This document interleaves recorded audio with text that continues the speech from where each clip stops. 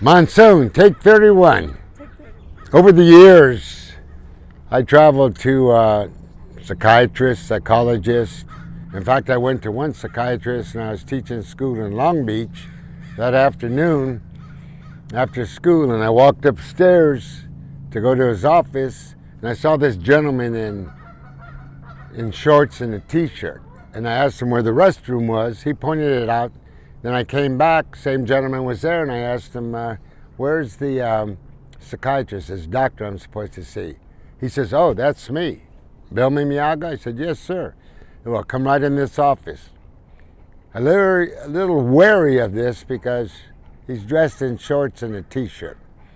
But anyway, as we sat down, I told him, look, I know all the gimmicks. Sit with your back towards the door, look down, shed some tears, cast your glance off to the left or right. I didn't do any of that. I just explained to him all the tricks of the trade people have told me. But he did catch me looking out the window, and he says, okay, at this moment, what are you thinking about? And I explained to him that I had only had 75 cents. I put it in the parking meter. How long was this going to take? Because I don't want my car towed.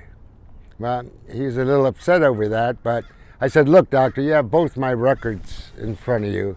You could determine what's wrong, what's not wrong. And both my tours just are blurred together.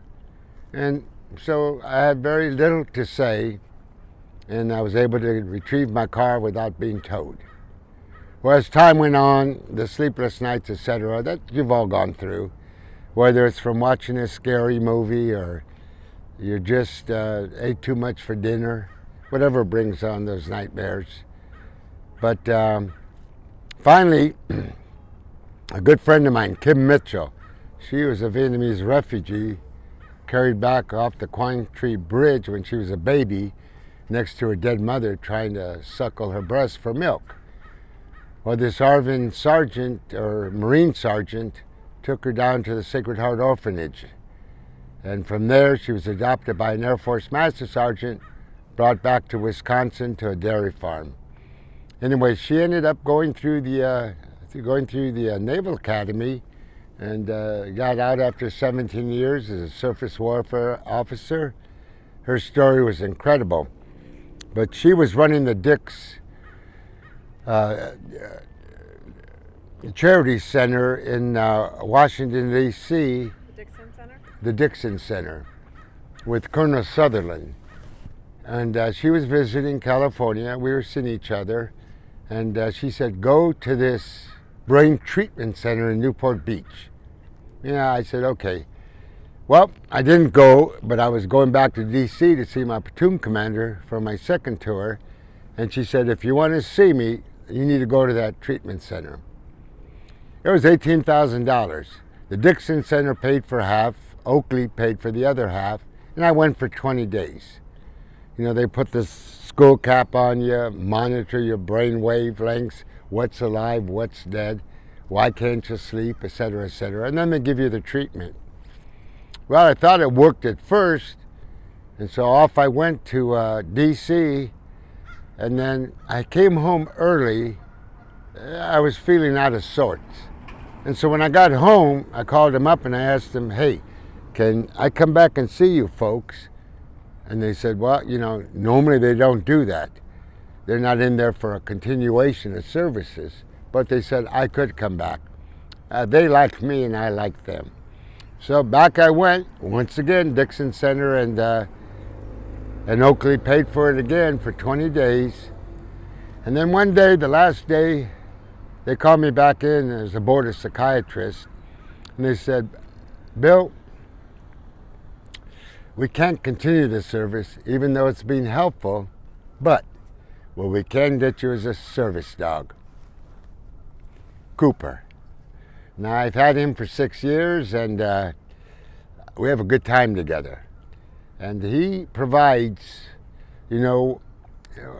I hate to fall back on the terms anxiety, depression, hypervigilance, whatever those terms come under. But outside of the opiates that I take, this dog is a lifesaver.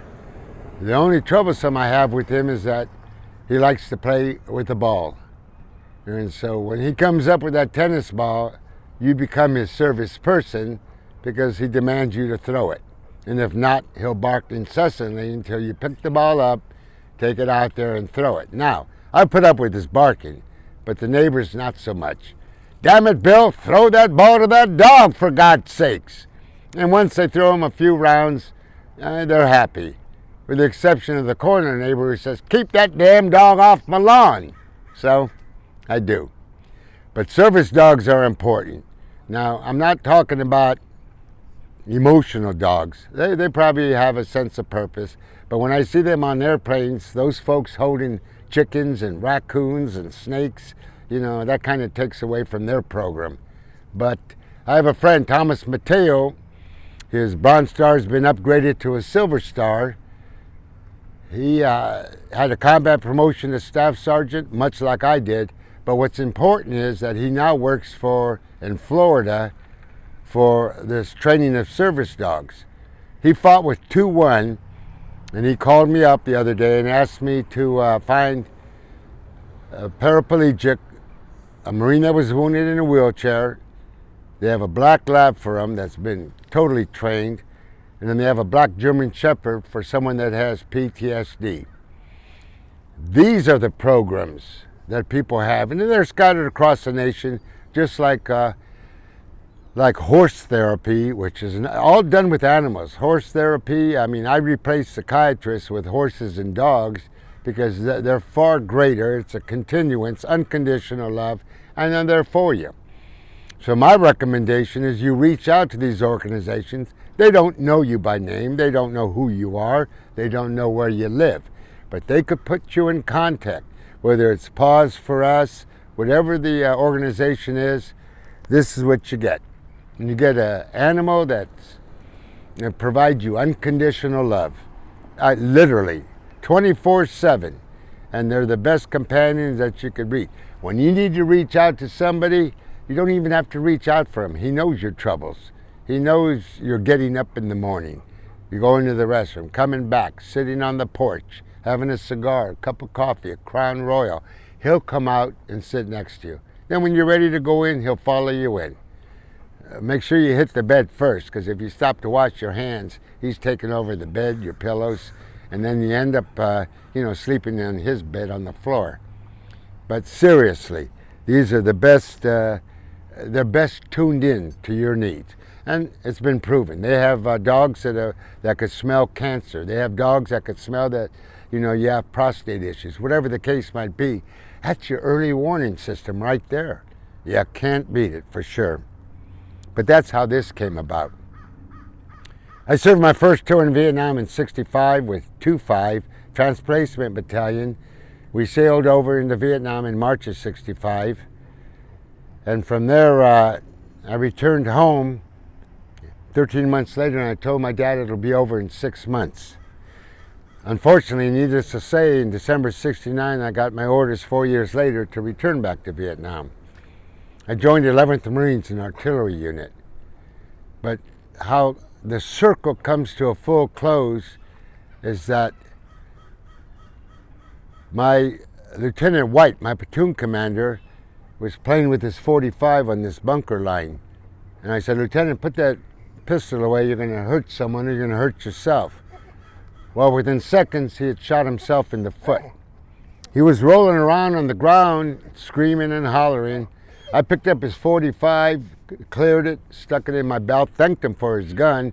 Then I kicked him, called him a few ugly names, because I knew he'd be medevaced and he wouldn't return, so no court-martial for me. They made me the platoon sergeant, from the platoon sergeant to the platoon leader. It wasn't until about 4 weeks later that they flew in Steve Worthington, the original Lieutenant Dan, and I told Gary Sinise, hey, my platoon commander was Lieutenant Dan. In fact, when he met him, he apologized to him for taking his name. Come here. Anyway, yeah, here, lay down. Lay down with that ball, lay down. Just lay down, good boy. So what happened then was, prior to his landing, the colonel came out to this area that we had a blocking force on. He was in the back seat, Sergeant Major in the front, some Marine driving, but they skidded up in a mighty might, and they called me over. You don't salute in the field, but they called me over and they said, you be back at headquarters 1,600 hours. Then you could get back out here. And I received a combat promotion to staff sergeant when less than 6 years in, and now I was a bona fide platoon commander. They didn't give me a promotion to lieutenant, which I thought should have been appropriate, but I didn't have my GED and didn't know how to spell, so needless to say I was just a staff sergeant, but I was honored with that. Now, how this comes full circle is I came back to MCRD San Diego. Captain Buse was the CEO of drill instructor school. And I had put on there, I didn't want drill instructor school. You know, I was already away from my family for over a year. And so he just looked down. His dad was Lieutenant General Buse. So this was a little arrogant captain. And he said, Mimiaga, you're a disgrace to the staff NCO ranks. Refusing drill instructor school when it's a privilege. People should be honored going to drill instructor school. I mean, it's just a feather in your cap. I told him I don't need any more feathers, Captain. I'm happy where I am. So he got angry.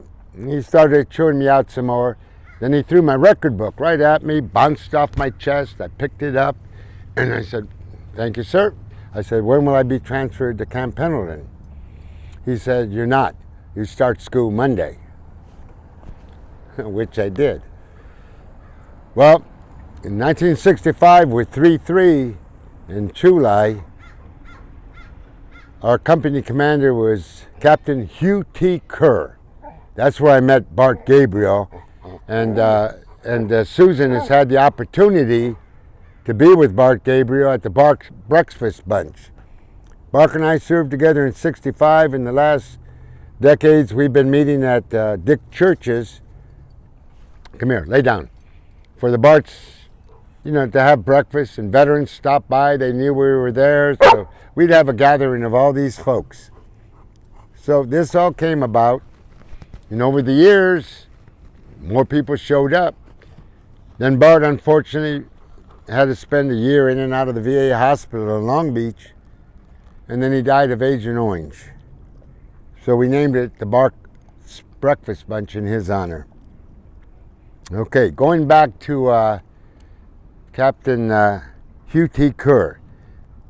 I was assigned to 3rd Battalion Recruit Training Regiment, and the battalion commander now was Lieutenant Hugh T. Kerr, my captain in Vietnam in '65.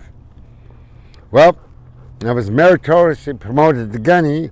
I had a little over 6 years in gunnery sergeant. Most people retired in the Marine Corps as a staff sergeant after 22, 24 years.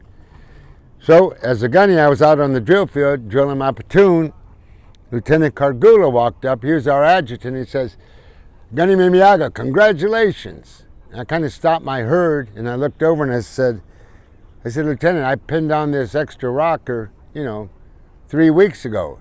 He says, no, I'm being selected for a warrant officer. I said, I didn't put in for the program. He says, no, but the colonel took your paperwork and resubmitted it. So I was selected for a warrant officer, thanks to Colonel Hugh T. Kerr again. Went up through CW04 after Quantico, first lieutenant, captain, and retired as a major. I started Vietnam with the Gulf War, or with Vietnam, and then I ended up my career 31 years later with the Gulf War. But I'm going to tell you about Lieutenant Dan. We were in the FDC bunker after he took over the platoon, and they were walking in motors, and he ran out of that FDC bunker, and there was just an explosion, and I saw him blown back in, the dust, the dirt, and landed on his back, skidded a bit. Corpsman ran over there, and I walked over, and then I looked down at him, and he was hazy, but I could see there was no chest wounds. He had the flak jacket on. There was no blood. But He looked up at me. He couldn't hear, and they took him away to sick bay. Anyway, the next day I saw him, he still couldn't hear out of one ear, and to this day he can't hear out of that ear. But years later, I was in Arlington where he lives, and we were drinking, and he handed me the bottle, and he says, "Thank you."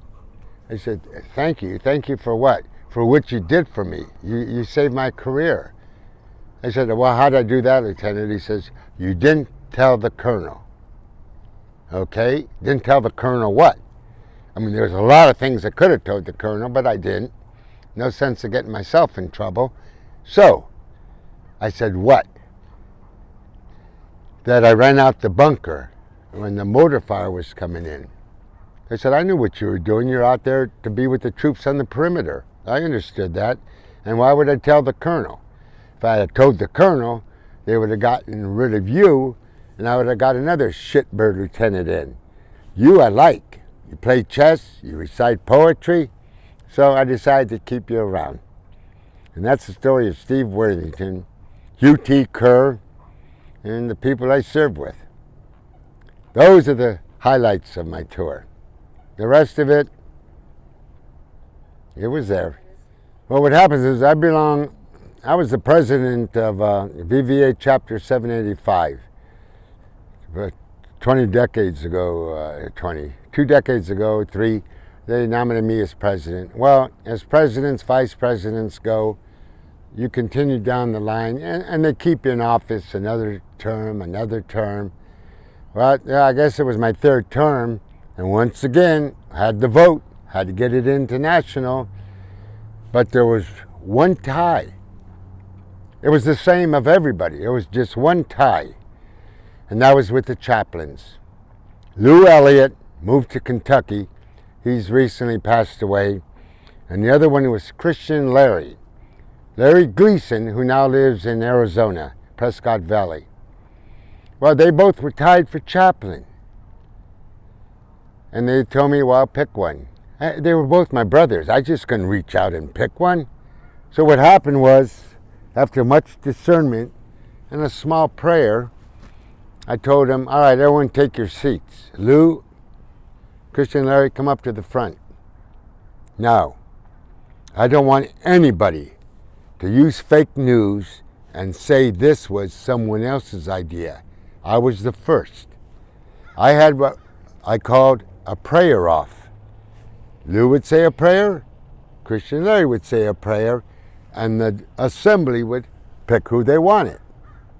Well, Lou started off with a beautiful prayer. I mean, it was emotional, it was solemn.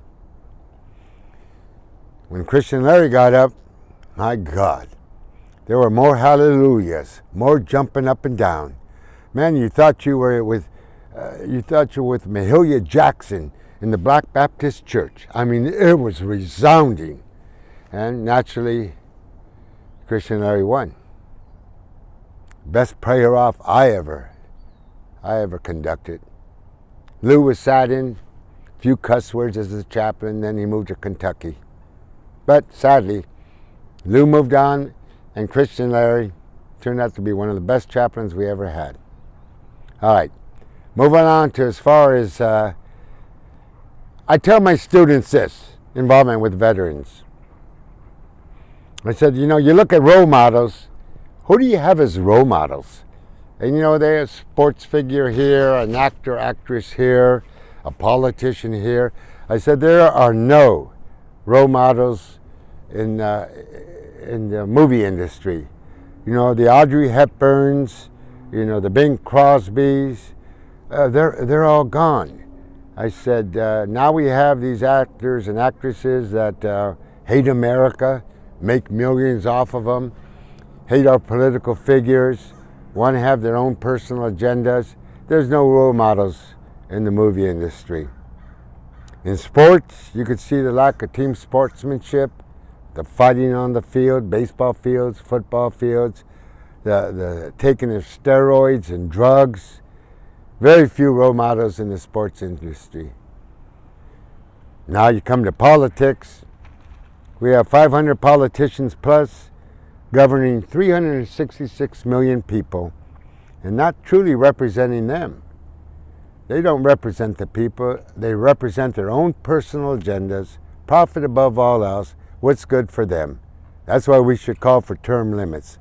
We don't need these radicals, left-leaning politicians in office that want to bring in socialism that this country was never even considered or founded on, and want to do without prayer. We don't have prayer in school.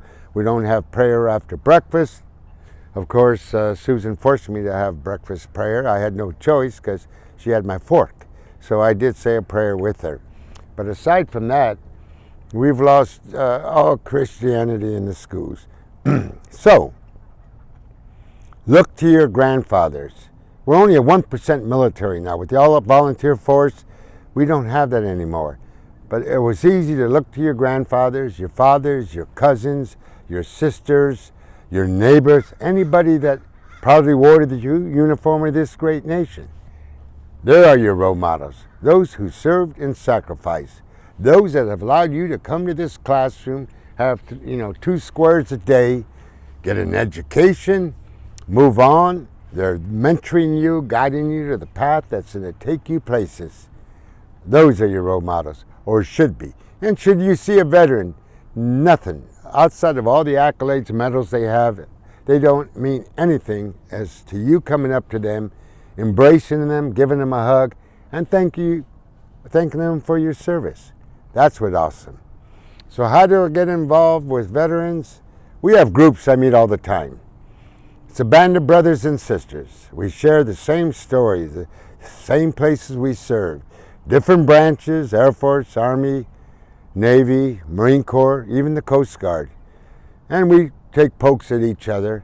Marines will go in there in the muddiest swamps that are just covered with snakes, crocodiles, hateful mother-in-laws. They'll go into that prepared, to engage in close war and combat.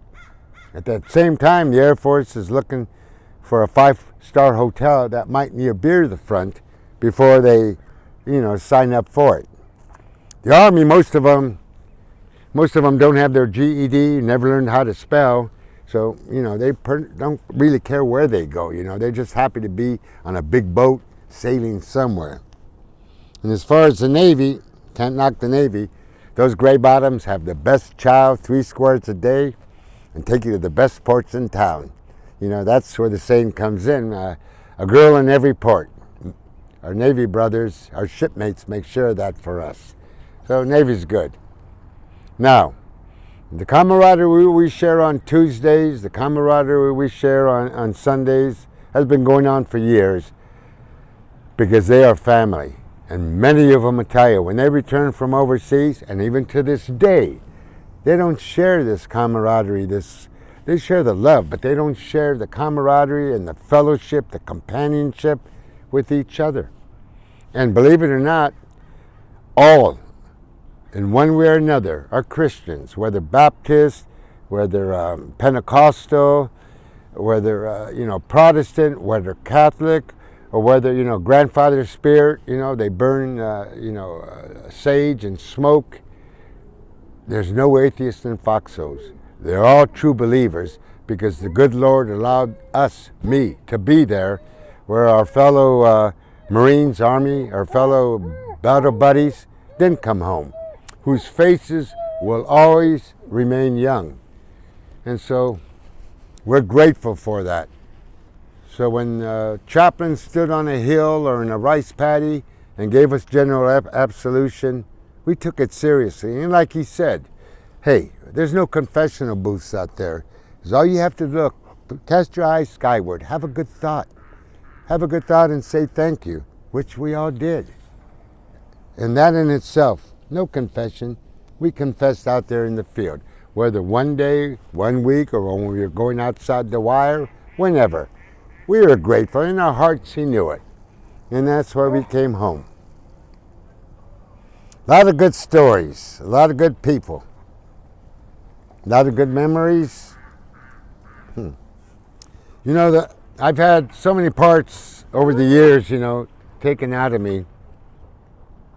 I've had breast cancer, double mastectomy. I've had 2 surgeries on my prostate. I had a heart failure. I had blockage in my lungs from bone on my knees. So I see the pulmonary doctor, the cancer doctor. I see all these folks. Lay down. Come on. Show everybody that you are a good dog. Where's your... Oh, here. Lay down. Right now, lay down. Thank you. So, I've gone to the VA and I've stayed vertical, even with all those parts they've taken out of me. But I found a solution for you folks that are finding problems with the VA. Get your out service. It's permissible. Under President Trump, he allowed you to sign up for a knee doctor, heart doctor, whatever, not having to use the VA. And that's outstanding. Okay. And my king, Ruben Archuleta, retired police chief, veteran, retired police chief, Colorado. He has made one of these walking sticks for every Medal of Honor recipient. And for those that have a tendency to walk sideways without the alcohol. Put his name down here, Ruben Archuleta, a Native American boy that did good. So what he's done, because I ride on John Baca's coattails to all the events, he made John a cane, at the same time made me a cane. So riding coattails pays off, trust me. Of course, there's a lot of duties that you're required to do, but that's okay. We take care of our own. Now, Ruben, thank you. This walking stick is awesome. Just one more story, and this will probably be edited out. There's about 16 of us that went up to 29 Palms for wounded Marines up there. Gunny Dale had lost one of his eyes. He was the one that was sitting in the turret of his tank pulling down Saddam Hussein's statue, smoking the cigar. But he lost an eye. He was there with these wounded Marines. But we all got rooms. There were 17 of us. So after we put credit card on the bar, $1,500 later, that credit card was maxed out. And it was time to go. So we went over to the BOQ.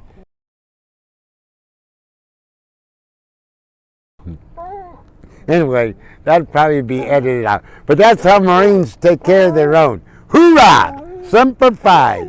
Yes, anything. You know, no Marine that I know, and I tell you, I know them across the entire nation, overseas, living in the Philippines, expatriates living in Thailand, every one of them I'm in communication with, none of them have ever dropped their pack. Whether they retire, whether they get out of the Marine Corps, it doesn't matter. Whatever businesses they go in, lucrative or just getting by, it doesn't matter. They give back. They're always paying it forward. And, you know, whatever they give, small or big, it's neither. It's always magnanimous. And these guys never drop their pack. We're taking care of our own. And most of you know that already. It's just the greatest tribute, how we always take care of our own. And I don't care who it is or who you're doing it for. It's just a noble cause. It really is. Hush. This is what he wants when he wants his ball.